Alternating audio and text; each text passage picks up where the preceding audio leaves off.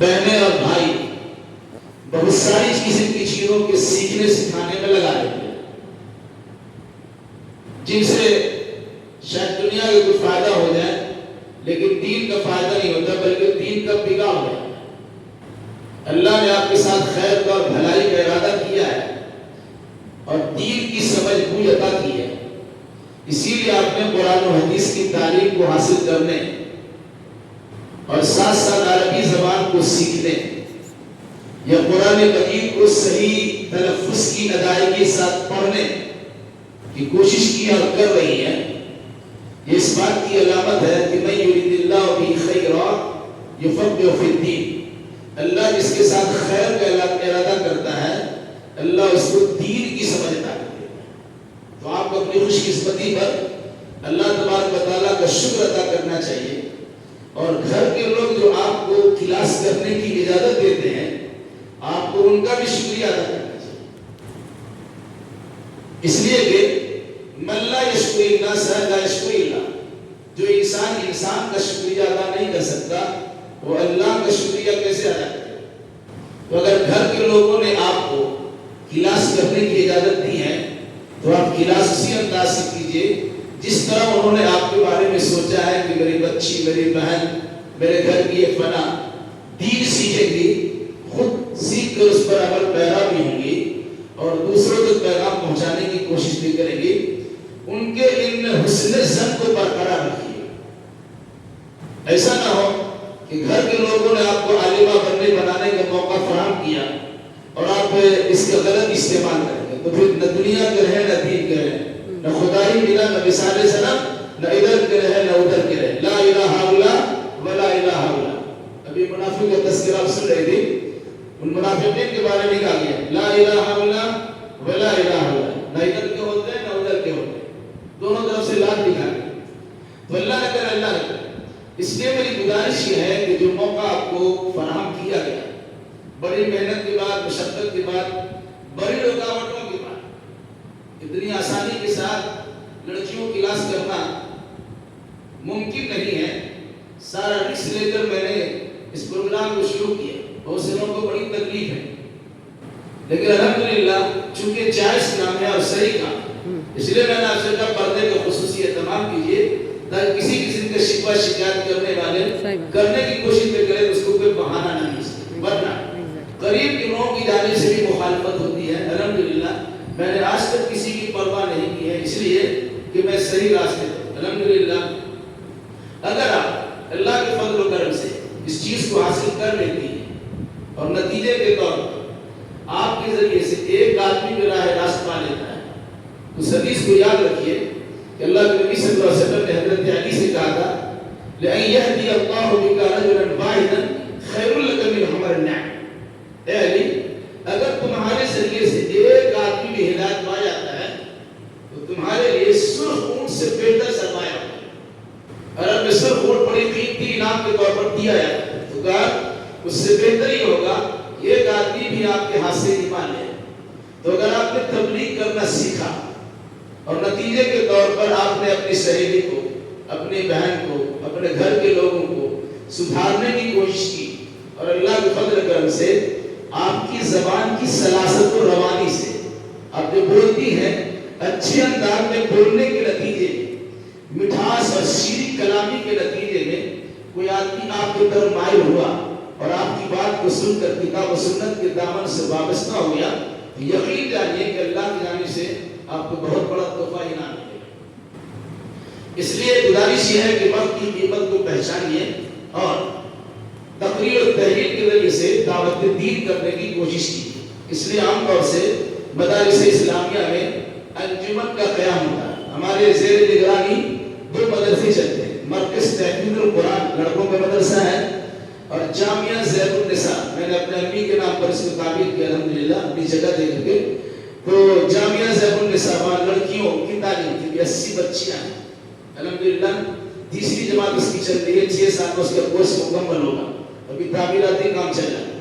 وہاں بھی یہ نظام رکھتے ہیں، چھوٹی چھوٹی بچی 10-12 سال کی لڑکیاں ہیں، زبردست تقریر کرتے ہیں الحمدللہ۔ یہ سکھایا اس لیے جاتا ہے کہ 25 میدان میں سیکھنے کے بعد جب اپنے سماج میں جائیں گی تو ان کے سامنے کتاب و سنت کو بڑے اچھے انداز میں وضاحت کر سکتی ہے. نتیجے کے طور پر لوگ اس سے مانوس ہوں گے، اس کے قریب آئیں گے، اور جو باتیں عام طور سے مردوں سے نہیں پوچھی جا سکتی مسئلے مسائل کی صورت میں، ان بہنوں سے بآسانی پوچھی جا سکتی ہے.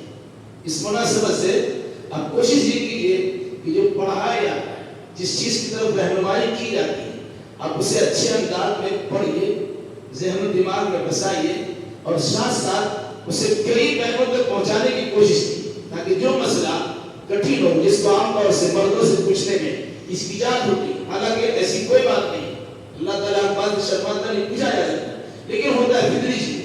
تو ان بہنوں کے مسائل کو بڑے اچھے انداز میں حل کر سکتی ہے. اس مناسبت میں کوشش کی گئی کہ دنیا میں انسانی آبادی مرد کے ساتھ ساتھ عورتوں کی بھی آبادی ہے. مردوں کے بڑے بڑے ادارے ہیں، عورتوں کے ادارے کم ہیں. مردوں کے لیے تقریر سننے سنانے کے لیے بہت سارے مواقع ہوتے ہیں، مجلسیں ہوتی ہیں، عورتوں کو کم موقع ملتا ہے. اگر کسی جگہ پر اس کے انتظام اور اہتمام ہو، اس سے فیضیابی ہونی چاہیے. اس امید کے ساتھ، اس نیت اور جذبے کے ساتھ کہ ہم سیکھیں گے، اور سیکھنے کا مقصد یہ ہوگا کہ اپنے بہنوں کو، اپنی ماں کو، اپنی دادی نانی خالوں کو، اور اپنے چھوٹے تمام بہنوں تک اس پیغام کو اچھے انداز میں پہنچائیں، تاکہ وہ سمجھ کر، سن کر اس کے مطابق عمل کرنے کی کوشش کریں. میرے لمبی چوڑی تقریر نہیں کرنی ہے، اور میں بہت ساری بہنیں تھیں. انشاءاللہ آئندہ آپ کا پروگرام رکھا جائے گا، وقت ہو چکا ہے. اس سلسلے میں اگر آپ کچھ انتظار میں ہیں تو اس بھول کو معاف کیجیے گا، لیکن ساتھ ساتھ یہ بات یاد رکھیے کہ جو طریقہ آپ کے سامنے بتایا گیا، جن بہنوں نے آپ کے سامنے باتیں رکھی ہیں، الحمدللہ اس کو کہتے ہیں ذرا نہ ہو تو یہ مٹی بڑی زرخیز ہے. ساتھ تھوڑی محنت کیجیے گا تو انشاءاللہ الرحمن آپ ایک اچھی مقررہ ثابت ہو سکتی ہے. کسی کی آواز بڑی اچھی ہے، کسی کا انداز بڑا اچھا ہے، کسی کو بولنے کا ایک طریقے سے طریقہ کار بنتا ہے، معلومات بھی ہے. کہیں چونکہ ابتدائی مرحلہ ہے، قرآن کے پڑھنے میں بھول ہو گئی، تذکیر و تانیث مذکر مؤنث کے سلسلے میں بھی غلطیاں ہوئی ہیں، اور علاوہ اس کے اور کچھ خامیاں ہیں. ان خامیوں کو سب کے سامنے بیان کرنا مناسب بھی ہے اور مناسب بھی نہیں. آج کی اس وجہ سے بیان نہیں کریں گے، لیکن انشاءاللہ ہو سکتا ہے کہ جن کے وہ خامیاں ہیں ان کو بتایا جا سکتا ہے. اس مناسبت سے کہ آپ اس کی اصلاح کر لیجیے. رہا معاملہ جھکم ہمتی ہو گئی، آئے بیٹھے اور بول نہیں سکتے، تو ہوتا ہے شروعاتی دور میں اس قسم کی چیزیں آتی ہیں. الحمدللہ ایک دن ویسا آئے گا کہ آپ آرام سے پروارے کار تقریر کر سکتے ہیں، اور دنیا میں کوئی انسان آپ کو روکنے والا بھی نہیں ہے. اس سلسلے میں میری گزارش، کچھ بہنوں کی تقریریں یوٹیوب وغیرہ پہ آتی ہیں، اسے چنی جو قابل اعتبار ہو، چاہے علم ہو چاہے علماء ہو، ان کی تقریروں کی سماعت کیجیے، پھر اس سے بولنے کا آپ کو انداز بھی ملے گا. ہو سکتا ہے ان کی بات بھول ہو، غلط ہو، اس غلطی کی اصلاح کو کرنی ہے کیونکہ آپ پڑھ رہے ہیں. بہت سے ایسے مقرر ہیں جعلی حدیثیں اور ضعیف حدیثیں خوب بیان کرتے ہیں، لیکن اس کا انداز بڑا اچھا ہوتا ہے. تو کسی سے انداز دیا ہے، کسی سے تقریر کے درمیان کے نشیب و فراق جمع اتار کو دیکھا ہے. کہاں پر آپ کی آواز تیز ہونی چاہیے، کہاں پر آپ کی آواز ہلکی ہونی چاہیے، کہاں رونے کا انداز ہوگا، کہاں ہنسنے کا انداز ہوگا، اور اس طریقے سے آپ کے ہاتھ کس طرح اٹھیں گے، سر کس طرح جھکائیں گے، سر کس طرح اٹھائیں گے، اور کس طریقے سے بات کریں گے. نیچے دیکھ کے بات کیجیے گا تو آپ کی بات کا اثر نہیں ہوگا. اصلاح سے طرف دیکھتے ہوئے بات کریں. وقتی طور سے پریشانی لگتی ہے، لیکن جو فرق ہو جاتی ہے، ہو جاتا ہے، وہ اس طرح سے تبدیل کر ہی سکتی ہے. اس لیے میری گزارش ہے اب اس پر توجہ دیجیے. اللہ تعالیٰ ہمیں بھی اور آپ کو بھی اور تمام بہنوں اور بھائیوں کو بھی دین کی صحیح سمجھ عطا فرمائے. انشاءاللہ الرحمن اس سلسلے میں آئندہ پھر سامنے مہینہ کوشش ہوگی. اس سلسلے میں جو بہنیں نہیں کر سکی ان کو موقع دیا جائے گا، اور جو بہنیں خود سے حصہ لینا چاہیں تو اس سلسلے میں کوشش کیجیے گا.